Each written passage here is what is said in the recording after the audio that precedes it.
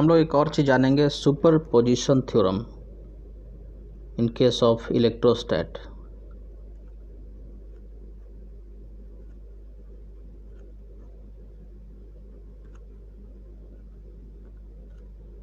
Superposition theorem in case of electrostat. Superposition का मतलब लोग वेब में ऑलरेडी देख चुके हैं कि इसका मतलब होता है एडिशन। यहाँ पर भी कुछ उसी सेंस में हम लोग इसको समझ सकते हैं। अगर कोई एक चार्ज पार्टिकल है तो इस चार्ज पार्टिकल पे जो नेट फोर्स होगा वो जितने भी चार्ज हैं उन सभी का वेक्टर एडिशन। जैसे मान लेते हैं कि Q1, Q2, Q3, Q4 etcetera ये सभी चार्ज है, तो इस Q चार्ज पे जो फोर्स होगा वो सभी चार्ज के द्वारा लगाए गए फोर्स का वेक्टर एडिशन होगा। जैसे ये Q चार्ज इस पे फोर्स इस डायरेक्शन में लगा देगा, मान लेते हैं ये फोर्स है F1,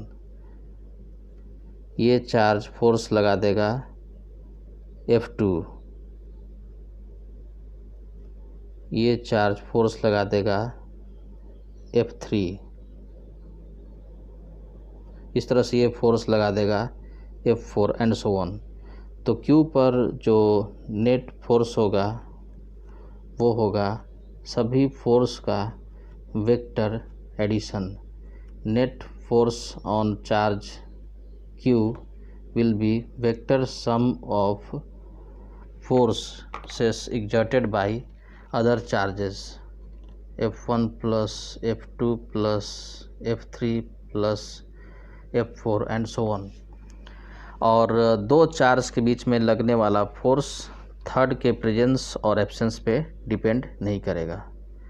तो फिर से देखते हैं कि अगर किसी एक चार्ज पार्टिकल पे फोर्स निकालना है तो उस चार्ज पार्टिकल पे फोर्स, नेट फोर्स सभी चार्ज के द्वारा लगाए गए फोर्स का वेक्टर एडिशन होगा। इसी को हम लोग बोलते हैं सुपरपोजिशन थ्योरम।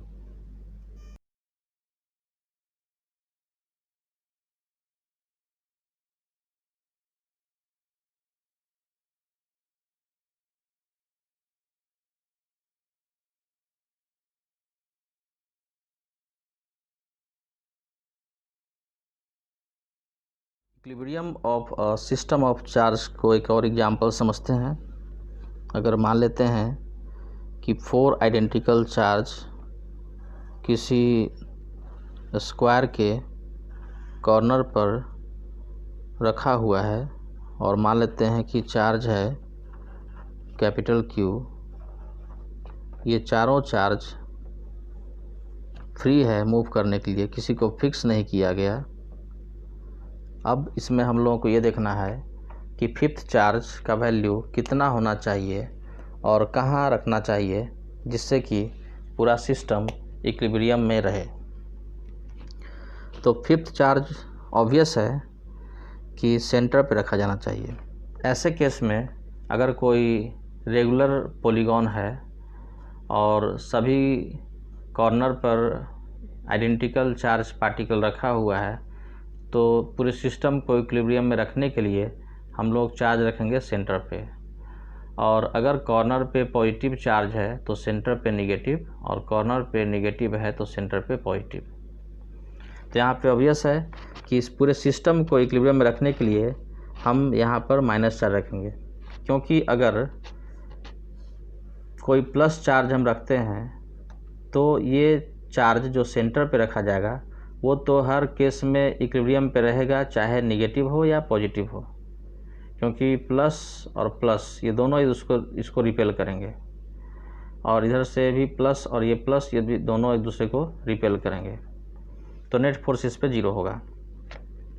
तो अगर यहाँ पर हम कोई प्लस चार्ज रखेंगे तो net force on this charge will be 0, लेकिन इस पे नेट फोर्स 0 नहीं होगा, इसलिए केवल हम माइनस चार्ज ही रख सकते हैं। तो पूरे सिस्टम को इक्विलिब्रियम में रखने के लिए सेंटर पे रखना होगा नेगेटिव चार्ज। मान लेते हैं कि सेंटर पे रखा गया -Q चार्ज। अब इस -Q का वैल्यू निकालने के लिए हम लोग किसी कॉर्नर वाले चार्ज पर नेट फोर्स कैलकुलेट कर सकते हैं। कॉर्नर वाले चार्ज पर नेट फोर्स होना चाहिए 0, और इसको कैलकुलेट करके हम लोग इस चार्ज का वैल्यू निकाल सकते हैं।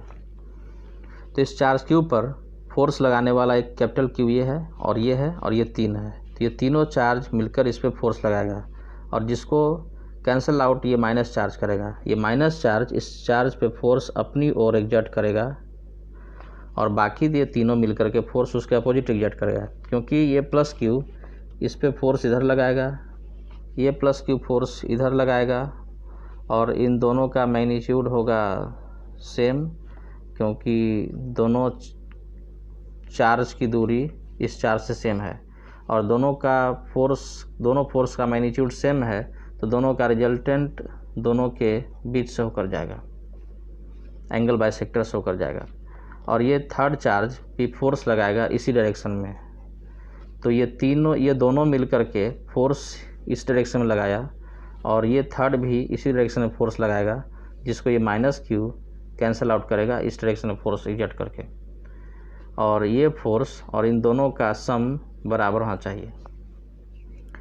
तो इस चार्ज पे ये तीनों मिलकर कितना फोर्स लगाया, तो ये दोनों चार्ज मिलकर के F और F का रिजल्टेंट F√2 लगा देगा।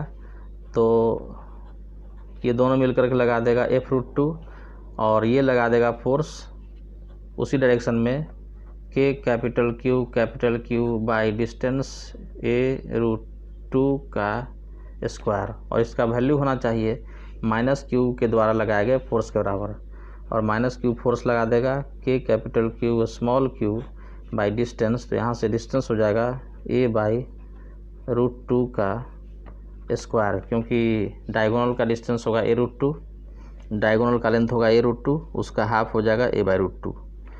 और F का वैल्यू हम लोग कैलकुलेट कर सकते हैं। F का वैल्यू जो कैपिटल Q उस पर लगाएगा, F का वैल्यू था K capital Q by A²। तो यहाँ से स्मॉल q का वैल्यू कैलकुलेट कर सकते हैं।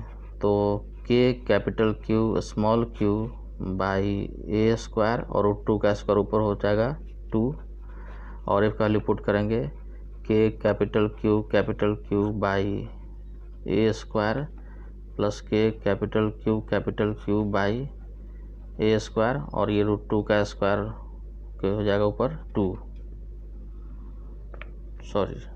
नीचे हो जाएगा 2। अब Q by A² cancel out हो जाएगा, तो इधर बचेगा 2 small q equals to capital Q plus capital Q by 2, यानी कि small q equals to 3q by 4। इसका मतलब ये हुआ कि सिस्टम को इक्विलिब्रियम में रखने के लिए सेंटर पे चार्ज रखना होगा -q, where q equals to 3q by 4। इसलिए सेंटर पे चार्ज रखना होगा -q, यानी कि -3q बाई 4।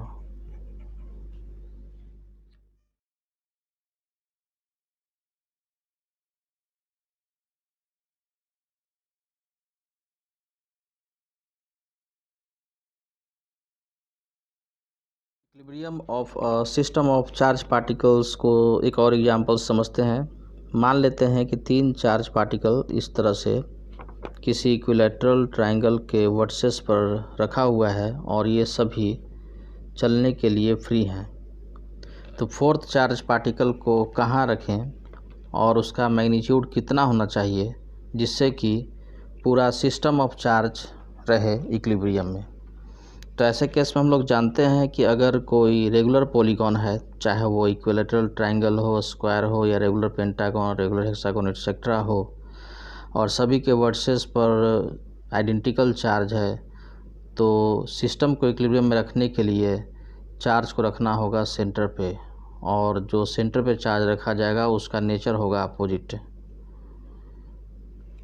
तो यहाँ पर भी हम लोग सेंटर पे चार्ज रखेंगे, और इसका साइन होना चाहिए -q, क्योंकि सेंटर वाला चार्ज चाहे वो प्लस माइनस या किसी मैग्नीट्यूड का हो, वो तो हर केस में इक्विलिब्रियम में रहेगा, लेकिन इस कॉर्नर पे जो चार्ज है उसको भी इक्विलिब्रियम में रखना होगा। तो माइनस क्यू से ही केवल इक्विलिब्रियम में रख सकते हैं। अब माइनस क्यू चार्ज पे फोर्स लगाने वाला कौन कौन है, तो देख सकते हैं कि तीनों चार्ज माइनस क्यू पे फोर्स, ये माइनस क्यू अपनी ओर फोर्स लगाएगा, ये प्लस क्यू माइनस को अपनी ओर फोर्स एग्जर्ट करेगा, ये प्लस अपनी ओर फोर्स एग्जर्ट करेगा और ये प्लस अपनी ओर फोर्स एग्जर्ट करेगा, और तीनों फोर्स का मैग्नीट्यूड सेम है और इक्वली स्पेस्ड है, तो इसका रिजल्टेंट 0 होगा। तो ये माइनस चार्ज तो इक्विलिब्रियम में रहेगा। अब इस प्लस क्यू को जो वर्सेस पर है, किसी एक क्यू पे नेट फोर्स भी 0 करके हम इस क्यू का वैल्यू निकाल सकते हैं। तो अब देखते हैं कि प्लस क्यू पे नेट फोर्स कितना होगा। तो यहाँ पर जो चार्ज क्यू है वो इस क्यू पे फोर्स इस डायरेक्शन में लगाएगा और मान लेते हैं उसका वैल्यू F है।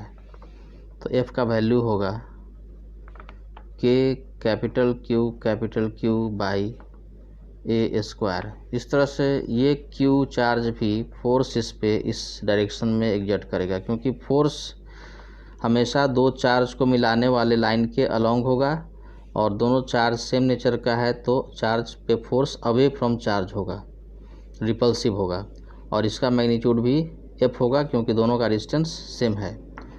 अब क्योंकि दोनों फोर्स का मैग्नीट्यूड सेम है तो दोनों का रिजल्टेंट दोनों के एंगल बाइसेक्टर से होकर जाएगा, दोनों के बीच से होकर जाएगा, और ये एंगल 60 डिग्री है तो ये एंगल होगा 30 डिग्री। तो F का कंपोनेंट इधर हो जाएगा F cos 30 और इसका कंपोनेंट भी F cos 30, तो दोनों मिलकर के हो जाएगा 2F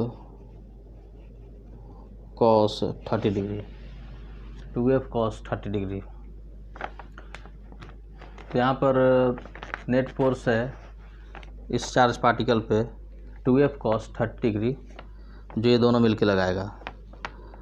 अब सेंटर पे जो चार्ज है निगेटिव, वो फोर्स लगाएगा इस डायरेक्शन में और ये दोनों फोर्स हो जाएगा बैलेंस्ड और नेट फोर्स इस पे होगा 0। अब माइनस क्यू चार्ज फोर्स कितना लगा सकता है, तो माइनस क्यू से डिस्टेंस अगर r है तो माइनस क्यू फोर्स एग्जर्ट करेगा KQ capital Q by R square, और इसका वैल्यू होना चाहिए इसके बराबर 2F cos 30 डिग्री के बराबर। तो अगर हम वैल्यू पुट करेंगे तो KQ capital Q by R square equals to F और cos 30 इंटू 2√3। तो KQ capital Q by R square equals to F का value K capital Q by A square into √3। R का value हम लोग आसानी से निकाल सकते हैं क्योंकि इक्विलेटरल ट्रायंगल में सेंटर से वर्सेस का डिस्टेंस R माना गया है और ये एंगल है 30 डिग्री और ये डिस्टेंस है A/2। तो यहाँ पर हम इस राइट एंगल ट्रायंगल में लिख सकते हैं cos 30 degree equals to base by hypotenuse यानी A/2 बाई R। तो R इक्वल्स टू A/2 और cos 30 डिग्री यानी कि √3/2 यानी A/√3। तो R का वैल्यू A/√3 पुट करेंगे और K कैपिटल Q दोनों तरफ कैंसिल आउट हो जाएगा, तो यहाँ बचेगा small q by R square. R square का वैल्यू हो जाएगा A स्क्वायर, इधर हो जाएगा 3 A/√3 का स्क्वायर, और this equals to capital Q √3 by A square. A square दोनों साइड में कैंसिल आउट हो जाएंगे, तो स्मॉल q इक्वल्स टू हो जाएगा Q बाई √3। इसलिए सेंटर पे जो चार्ज होगा वो रखना होगा -q और इसका वैल्यू होगा -q बाई √3। तो सेंटर पे रखना होगा -q बाई √3 चार्ज, जिससे कि पूरा सिस्टम ऑफ चार्ज रहेगा इक्विलिब्रियम में।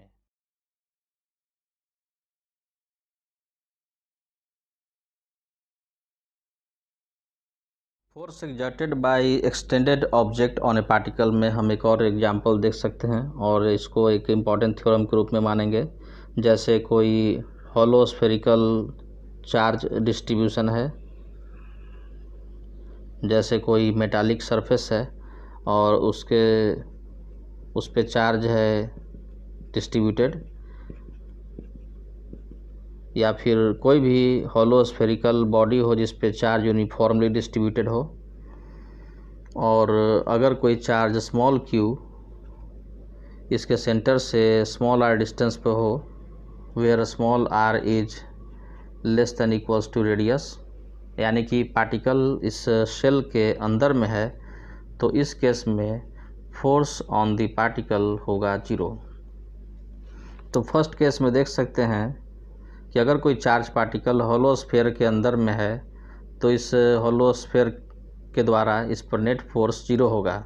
इसको हम लोग ऐसे भी समझ सकते हैं कि अगर हॉलो स्फीयर का कुछ पार्ट हम कंसीडर करें, तो अगर हॉलो स्फीयर का एक पार्ट चार्ज पे फोर्स F लगाएगा तो रिमेनिंग पार्ट फोर्स F लगाएगा अपोजिट डायरेक्शन में, और नेट फोर्स हो जाएगा चार्ज पार्टिकल पे 0। तो चार्ज पार्टिकल को हॉलो स्फीयर के अंदर में कहीं भी रखेंगे तो net force on the charge particle will be 0। अब नेक्स्ट, अगर चार्ज पार्टिकल को हॉलो स्फीयर के बाहर रखा जाए, यानी कि r is greater than equals to radius, यानी कि पार्टिकल को सरफेस से लेकर के बाहर कहीं भी रखा जाए, तो उस केस में फोर्स हम लोग इजीली निकाल सकते हैं। उस केस में ये पूरा हॉलो स्फीयर एक पॉइंट चार्ज की तरह एक्ट करता है, और उस पॉइंट चार्ज को हम सेंटर पे रख करके सोच सकते हैं, यानी कि फॉर आउटसाइड पार्टिकल और point hollow spherical charge acts like a point charge kept at the centre of the sphere.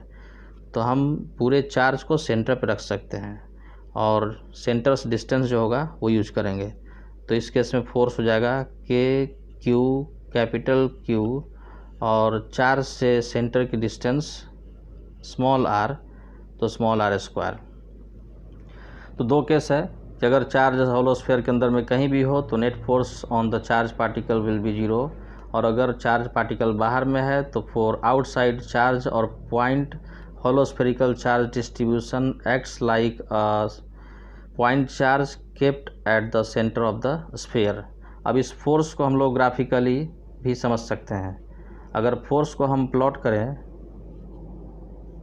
y axis पर और डिस्टेंस फ्रॉम सेंटर को प्लॉट करें x एक्सिस पर, तो हम लोग देख सकते हैं कि फोर्स सेंटर से लेकर सरफेस के जस्ट पहले तक 0 है, सरफेस पे 0 नहीं है। सरफेस पे फोर्स का वैल्यू हो जाएगा के Q capital Q by capital R square, और सेंटर सरफेस पे देख सकते हैं कि जैसे ही सेंटर से सरफेस पे पहुंचेंगे तो फोर्स का वैल्यू इतना हो जाएगा, और डिस्टेंस बढ़ने के बाद फोर्स का वैल्यू घटने लगेगा। तो देख सकते हैं कि फोर्स सबसे अधिक चार्ज पार्टिकल पे सरफेस पे ही लग रहा है, और इस रिजल्ट को याद रखना है कि फोर्स सरफेस पे सबसे अधिक होगा, यानी कि F विल बी मैक्सिमम। तो ग्राफ इस तरह से होगा कि सरफेस पे फोर्स 0 नहीं होगा, इसलिए इस पॉइंट को हम एक्सक्लूड कर रहे हैं, इसको इनसर्कल कर दे रहे हैं। तो ग्राफ ऐसा होगा कि सेंटर से सरफेस के जस्ट पहले तक सरफेस वाला पॉइंट एक्सक्लूडेड है। इसमें हम लोग ऐसे लिख सकते हैं कि ये पॉइंट है small r equals to radius. तो small r equals to radius के जस्ट पहले तक फोर्स है 0, और उसके बाद सरफेस पे फोर्स 0 से सडनली बढ़ के मैक्सिमम हो गया, और उसका डिस्टेंस बढ़ने पे फोर्स घटने लगा, और ये इन्फिनिटी पर जाकर फोर्स होगा 0।